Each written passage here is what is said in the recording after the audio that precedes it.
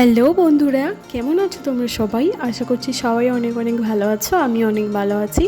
তো আজকে আমি তোমাদের সাথে শেয়ার করতে চলে এলাম আরও একটা ডিআইওয়াই ভিডিও, যেটা হলো একটা বোতল দিয়ে। তো চলো বোতলটার উপরে আমরা ডিজাইন করা শুরু করে দিই। তো আমি এখানে একটা স্কাই কালার নিয়েছি। স্কাই কালার নিয়ে প্রথমে একটা ফ্লাওয়ারের মতো একটা প্রিন্ট ওখানে আঁকছি ব্লু কালার দিয়ে, মানে স্কাই কালার দিয়ে। তারপর আমি ব্লু কালার দিয়ে ওর উপর হাইলাইট করব।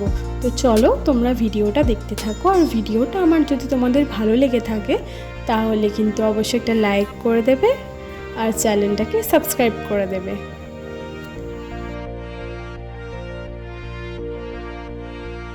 স্কাই কালার দিয়ে ডিজাইনটা কমপ্লিট হয়ে গেছে। এবার আমি ব্লু কালার দিয়ে হাইলাইট করব। তো প্রত্যেকটা ফুলের মাঝখানে এভাবেই আমি পাপড়িগুলোকে হাইলাইট করে নেবো ব্লু কালার দিয়ে। একটু ডিপ ব্লু কালার নিতে হবে, তবে জিনিসটা ভালো করে ফুটবে।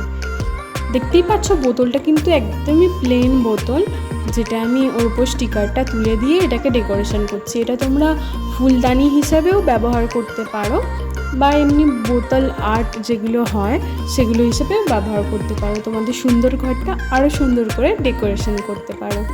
তো আমার যে বেডরুম মেকওভারের ভিডিওগুলো আমি যে দিচ্ছি সেগুলো কিন্তু বেশিরভাগ জিনিসই আমার হাতে বানানো।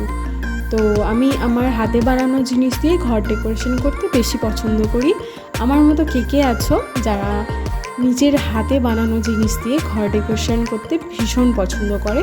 তো এখন দেখো ওটাকে হাইলাইট করে এবার আমি পাতাগুলো করে নিচ্ছি গ্রিন কালার দিয়ে, সবুজ কালার দিয়ে আমি পাতাগুলো করে নিচ্ছি।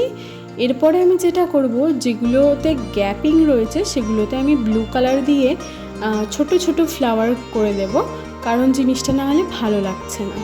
তো এর মিডিলে আমি ইয়েলো কালার দিয়ে একটু ডট মতো গোল গোল গোল্লা বানিয়ে নিলাম। তো এবারে দেখো আমার রেডি হয়ে যাবে বোতল ডিআইওয়াই।